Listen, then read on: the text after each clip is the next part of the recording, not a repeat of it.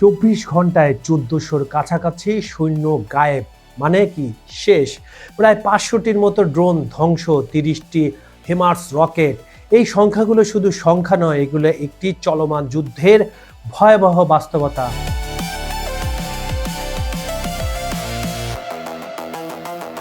আসসালামু আলাইকুম বন্ধুরা, আপনারা কেমন আছেন? খবর সংযোগের বিহাইন্ড দ্য সিনের আজকের ভিডিওতে আমরা জানবো রাশিয়া ইউক্রেন যুদ্ধের সর্বশেষ পরিস্থিতি সম্পর্কে।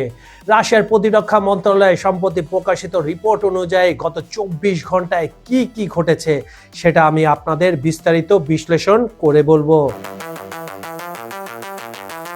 যদি আপনি যুদ্ধ, ভূ রাজনীতি এবং আন্তর্জাতিক সম্পর্ক নিয়ে আগ্রহী হন তাহলে এখনই লাইক এবং সাবস্ক্রাইব করুন, কারণ এই চ্যানেলে আমরা নিয়মিত এমন গুরুত্বপূর্ণ বিষয় নিয়ে ডিসকাস করে থাকি। চলুন শুরু করা যাক। রাশিয়া ইউক্রেন যুদ্ধ 24 ঘন্টায় যা ঘটলো আর পেছনে কি ঘটছে। ইউক্রেন রাশিয়া যুদ্ধের ভয়াবহ পরিণাম বলেন আর পরিণতি বলেন, ক্ষয়ক্ষতি কিন্তু সাধারণ মানুষেরই বেশি হয়।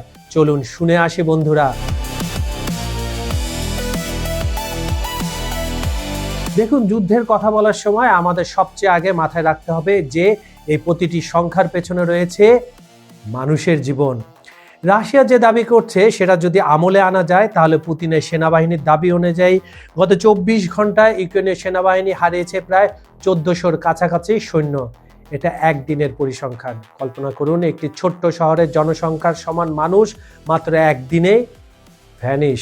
কিন্তু প্রশ্ন হচ্ছে এই সংখ্যা কতটা বিশ্বাসযোগ্য? যুদ্ধের সময় প্রতিটি পক্ষই তাদের নিজেদের সাফল্য বাড়িয়ে এবং ক্ষতি কমিয়ে বলার চেষ্টা করে। এটা পৃথিবীর শুরু থেকে এটা হয়ে আসছে। এটা তথ্য যুদ্ধেরই একটা অংশ। তাই এই পরিসংখ্যান আমরা রাশিয়ার দৃষ্টিভঙ্গি হিসেবেই দেখব।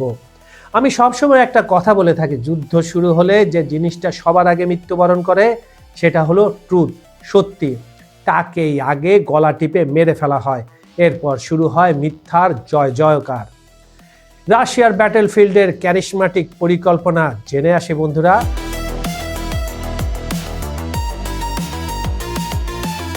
এবার আসি রণক্ষেত্রের বিশ্লেষণে, মানে ব্যাটেলফিল্ড। রাশিয়া তাদের সৈন্যদের 6টি ব্যাটেল গ্রুপ বা যুদ্ধ দলে ভাগ করেছে। প্রতিটি দলে রয়েছে আলাদা এলাকা এবং আলাদা টার্গেট। ব্যাটেল গ্রুপ নর্থ মানে উত্তর অঞ্চল। উত্তরে সুমি এবং খার্কিভ এলাকায় রাশিয়ান বাহিনী তাদের অবস্থান আরও দৃঢ় করছে, শক্তিশালী করছে। এই এলাকায় 180 জন ইউক্রেনের সৈন্য হতাহত হয়েছে বলে দাবি করা হচ্ছে।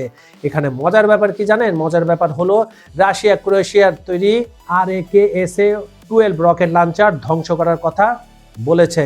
এটা দেখায় যে ইউক্রেন বিভিন্ন দেশ থেকে অস্ত্র পাচ্ছে। এটা দেখার কি বিষয় আছে? ন্যাটো তো সদস্যরাই তো এসব অস্ত্র প্রথম দিন থেকে ইউক্রেনকে সাহায্য করে আসছে। ব্যাটেল গ্রুপ সেন্টার মানে কেন্দ্রীয় অঞ্চল। এটাই সবচেয়ে উত্তপ্ত যুদ্ধক্ষেত্র। 500-র কাছাকাছি সৈন্য হতাহত। এটা মোট ক্ষয়ক্ষতি প্রায় 1/3। ডোনেক্স এলাকায় ভীষণ যুদ্ধ চলছে। এখানে মার্কিন তৈরি প্যালাডিন আর্টিলারি সিস্টেম ধ্বংস করার দাবি করা হচ্ছে, যা দেখায় যে পশ্চিমা অস্ত্র সাহায্য কতটা গুরুত্বপূর্ণ কিন্তু নিষ্ক্রিয় হচ্ছে পুতিনের অস্ত্রের কাছে।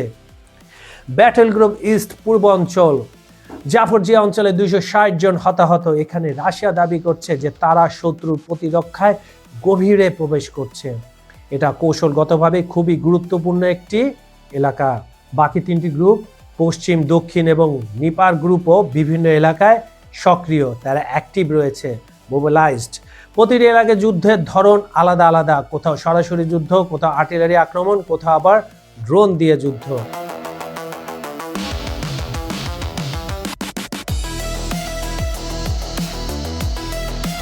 ড্রোন যুদ্ধ আধুনিক যুগের কিলার মেশিন। শুনুন এই সংখ্যাটা, গত 24 ঘন্টায় 500টির মতো ড্রোন ধ্বংস করা হয়েছে। 24 ঘন্টার আগেও কয়েকটা ঘন্টা, সেই হিসেবে কিন্তু আমি আপনাদের সাথে আলাপ করছি। একদিন না, একদিন, 1.5 দিনও হতে পারে, 2 দিনও হতে পারে, কিন্তু সংখ্যাটা গত 24 ঘন্টায় বেশি সামনে এসেছে। একদিনে 500টি, এটা বোঝায় যে আধুনিক যুদ্ধ পুরোপুরি বদলে গেছে। এখন আর শুধু ট্যাঙ্ক আর সৈন্যের যুদ্ধ নয়, আকাশ ভরে গেছে ড্রোনে। ছোট ড্রোন থেকে শুরু করে বড় লয়টারিং মিউনাইস সবই ব্যবহার হচ্ছে। আর এখানে সবচেয়ে বড় কথা, পুতিনের বায়োনিক চোখ, দুর্ধর্ষ যে ইরান থেকে বানানো ড্রোনগুলা সেগুলো খুবই কার্যকর। এখন ইরানের সেই ড্রোনগুলা রাশিয়ায় উৎপাদন হচ্ছে। রাশিয়া দাবি করছে তারা ইউক্রেনের একটি লইটারিং মিউনিশন গুদাম ধ্বংস করেছে। এই অস্ত্রগুলো আকাশে ঘুরে ঘুরে টার্গেট খুঁজে এবং আঘাত করত, খুবই কার্যকর কিন্তু ব্যয়বহুল ছিল। এছাড়া 30টি হিমার্স রকেট আটকানোর কথা বলা হয়েছে। হিমার্স হলো মার্কিন তৈরি অত্যাধুনিক রকেট সিস্টেম যা 80 কিলোমিটার দূর থেকে আঘাত করতে পারে। এই সিস্টেম ইউক্রেনের জন্য খুবই গুরুত্বপূর্ণ বলে ধরে নেওয়া যায়, সেটাও পুতিন ধ্বংস করে দিয়েছে। এই রিপোর্টে একটা জিনিস বারবার দেখা যাচ্ছে, পশ্চিমা অস্ত্রের নাম। American M113 arm personnel carrier, American Paladin self propelled artillery যার সীমা হচ্ছে 155 মিমি, Polish Krab artillery system, Croatian RAKS-12 rocket launcher, HIMARS rocket system, Neptune missile. এটা দেখায় যে ন্যাটো দেশগুলো ইউক্রেনকে শুধু সমর্থন দিচ্ছে না, সরাসরি অস্ত্র সাহায্য দিচ্ছে। তবে রাশিয়াকেও হেল্প করছে নর্থ কোরিয়া, ইরান এবং চায়না। এই যুদ্ধ আর শুধু রাশিয়া ইউক্রেন যুদ্ধ নয়, এটা পরোক্ষভাবে রাশিয়া বনাম ন্যাটোর প্রক্সি ওয়ার। রাশিয়া দাবি করছে যে যুদ্ধ শুরু থেকে এখন পর্যন্ত তারা ধ্বংস করেছে প্রায় 700টি যুদ্ধবিমান, 300-র কাছাকাছি হেলিকপ্টার, 1,10,000-এরও বেশি ড্রোন, 28,000-এর মতো ট্যাঙ্ক এবং আর্ম ভেহিকল, 33,000টি আর্টিলারি গান। এই সংখ্যাগুলো যদি সত্যি হয় তাহলে এটা বিশাল ক্ষয়ক্ষতি। কিন্তু মনে রাখবেন এগুলো রাশিয়ার দাবি, স্বাধীন যাচাইকরণ খুবই কঠিন। ব্যাটেলফিল্ড থেকে কে আপনাকে নিরপেক্ষভাবে এই সংখ্যাগুলো দিবে? তারপর একটা মেজারমেন্ট অবশ্য করা যায়।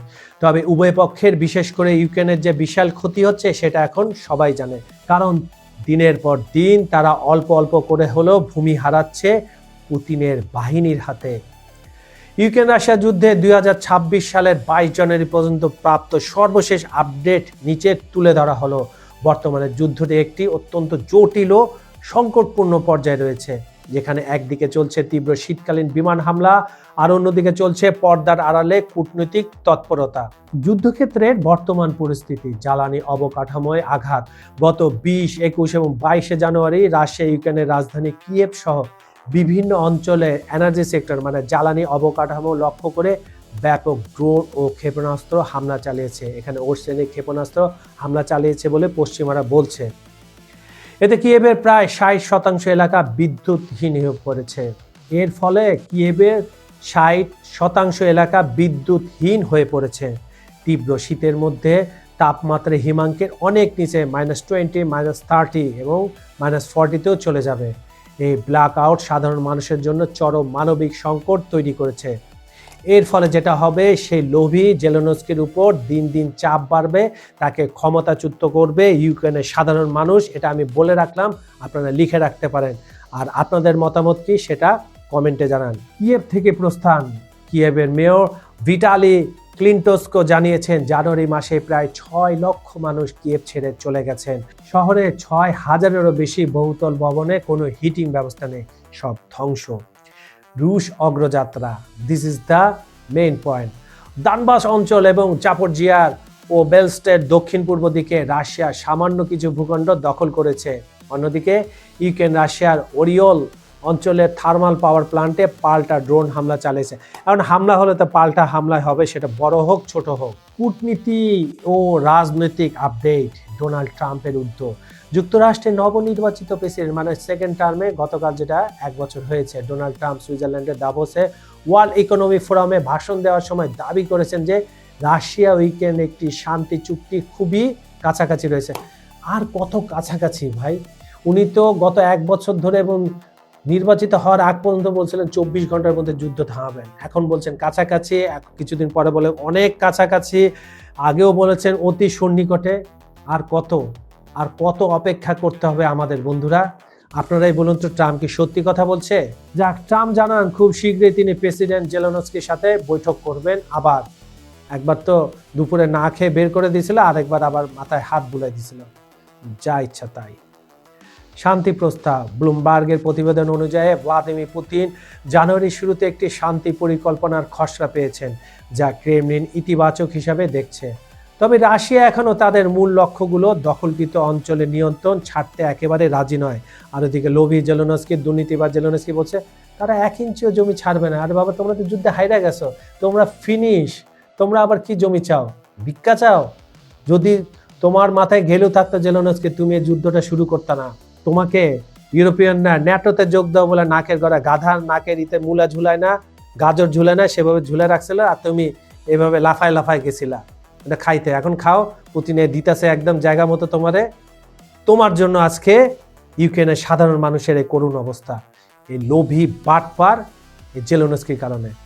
যাক সে কথা। বন্ধুরা, আপনারাই বলুন, আমি যে জেলেনস্কিকে এই ভদ্র বলেন অভদ্র ভাষায় যে কথাগুলো বলি, এটা ঠিক কিনা আপনারা কমেন্টে জানান। আপনারা যদি বলেন ঠিক, তাহলে আমি আরও বলবো, যদি বলেন না ঠিক না, তাহলে আমি বলা কমাই দিব। কেন আপনাদের কথাই আমি আমার মুখ থেকে বলে থাকি। যাক, টপিকে ফিরে আসি। ইউরোপের অবস্থান, জার্মানি, ফ্রান্স ও ইতালির মতো দেশগুলোর মধ্যে রাশিয়ার সাথে সমঝোতার বিষয়ে আগের চেয়ে নমনীয় সুর লক্ষ্য করা যাচ্ছে। কেন যাবে না? পুতিনের সামনে কেউ টিকবে না। ক্ষয়ক্ষতির পরিসংখ্যান জানুয়ারি 22, 2026 পর্যন্ত বিভিন্ন আন্তর্জাতিক সংস্থা ও গোয়েন্দা রিপোর্ট অনুযায়ী আনুমানিক হিসাব যদি আমি আপনাদের দেখাই, এখানে কিন্তু পশ্চিমারাও তাদের অ্যানালাইসিস ঢুকাই দিছে। শুধু রাশিয়ার এখানে কিন্তু না, এখানে সব কিছু মিলে। একটু ভালো করে শুনুন বন্ধুরা। রুশ সৈন্য হতাহত প্রায় 11 লক্ষ, নিহত আহত মিলে। মানে রাশিয়াকে এত মাইরা ফেলাইছে, মারা গেছে কিন্তু এত সংখ্যা না। ইউক্রেনের সৈন্য হতাহত প্রায় 4 লক্ষ, মাত্র 4 লক্ষ। খুব দারুণ।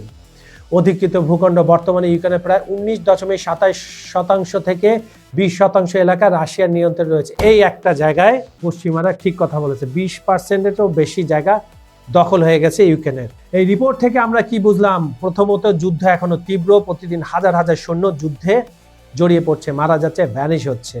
দ্বিতীয়ত, আধুনিক প্রযুক্তি, বিশেষ করে ড্রোন এই যুদ্ধের মূল চরিত্র প্লে করছে এখন পর্যন্ত। দিনে 500টি ড্রোন ধ্বংস মানে আকাশ যুদ্ধক্ষেত্রে পরিণত হয়েছে।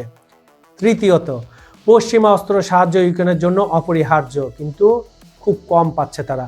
প্রতিটি রিপোর্টে ন্যাটো দেশের তৈরি অস্ত্রের কথা বারবার সামনে আসছে। চতুর্থত, এটা একটা দীর্ঘ যুদ্ধ হতে যাচ্ছে, কোনো পক্ষই সহজে পিছু হটছে না। তবে আশার কথা ট্রাম্প বলেছেন।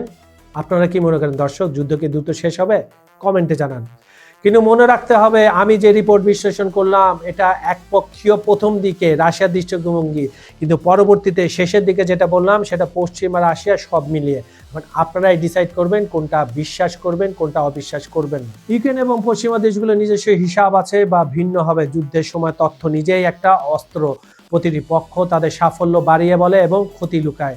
তাই আমাদের সবকিছু সমালোচনামূলক দৃষ্টিতে দেখতে হবে। এই সংখ্যাগুলোর পেছনে রয়েছে হাজার হাজার পরিবার যারা তাদের প্রিয়জনকে হারিয়েছে। রাশিয়ান হোক, ইউক্রেনি হোক, সবাই তো মানুষ, সবার পরিবার আছে, স্বপ্ন আছে। যুদ্ধ কখনোই সমাধান নয়, কিন্তু যখন যুদ্ধ চলে তখন আমাদের বুঝতে হবে কি হচ্ছে এবং কেন হচ্ছে। আর যুদ্ধে কে জয়ী হয়? না, জয়ী হয় মৃত্যু, ধ্বংস আর নিষ্ঠুরতা। তো বন্ধুরা, এই ছিল খবর সংযোগের বিহাইন্ড দ্য সিনের আজকের বিশ্লেষণ। আপনার মতামত কি? কমেন্টে জানান। আপনি কি মনে করেন এই যুদ্ধ কবে শেষ হবে? পশ্চিমা অস্ত্র সাহায্য কি যুদ্ধের মোড় ঘোরাতে পারবে? ড্রোন যুদ্ধ ভবিষ্যতের যুদ্ধকে কিভাবে বদলে দেবে? আলাদা আলাদা করে কমেন্টে লিখুন, আমি আপনাদের কমেন্ট সেকশনে পড়ব, সেটা আমরা দ্রুত চালু করব। ভিডিওটি ভালো লাগলে লাইক করুন, শেয়ার করুন এবং চ্যানেল সাবস্ক্রাইব করতে ভুলবেন না। বেল আইকনে ক্লিক করুন যাতে নতুন ভিডিওর নোটিফিকেশন পান। প্রমোশন ও বিজ্ঞাপনের জন্য ডেসক্রিপশনে দেওয়া নাম্বারে যোগাযোগ করতে পারেন। অনুষ্ঠানটি আপনারা পৃথিবীর কোন প্রান্ত থেকে দেখছেন কমেন্টে জানান। Bangladesh, Bharat, Nepal, Sri Lanka, Pakistan, America, Europe, Venezuela, Brazil, Argentina, Africa, Saudi Arab, Kuwait, Dubai, মধ্যপ্রাচ্য, যেখান থেকে দেখুন না কেন আমরা আপনার মতামত শুনতে চাই। বন্ধুরা, গতকাল খবর সংযোগে আমি একটা ভিডিও বানিয়েছিলাম, সেটা ছিল পুতিন ট্রাম্পের ন্যাটো নিয়ে ভাগাভাগি। অনেক প্রশংসা এসেছে এই ভিডিওতে। আপনি যদি এখনো সেটা না দেখে থাকেন, এই ভিডিও দেখার পর সেটা দেখে নিতে পারেন। সেখানে আছে নতুন নতুন চমকপ্রদ তথ্য আর সেটার বিশ্লেষণ। গ্যারান্টি দিচ্ছি অনেক মজা পাবেন ইনশাল্লাহ। আজ এই পর্যন্ত আমি কাজল হায়দার বিদায় নিচ্ছি। প্রতিশ্রুতি থাকলো কাল একই সময় আবার ফিরব নতুন টপিক, গভীর বিশ্লেষণ আর আরো বড় দৃষ্টিভঙ্গি নিয়ে। ভালো থাকুন, নিরাপদে থাকুন। ধন্যবাদ সবাইকে, আর সবাইকে, পৃথিবীর সবাইকে আল্লাহ হাফেজ।